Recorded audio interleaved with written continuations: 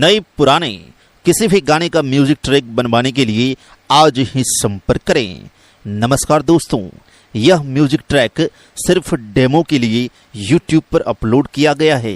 अगर आप इस ट्रैक पर गाना गाना चाहते हैं तो इस बात को जान लें कि इस ट्रैक पर जो भी सॉन्ग रिकॉर्ड होगा वह सिर्फ और सिर्फ मिश्रा म्यूजिक से ही रिलीज होगा। हाँ, गाने की रिकॉर्डिंग आप कहीं से भी कर सकते हैं।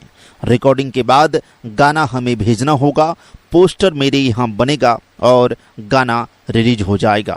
इसके लिए आपको 500 रुपये का पेमेंट देना होगा, जिसमें 200 रुपया ट्रैक का चार्ज और 300 रुपया रिलीजिंग चार्ज होगा।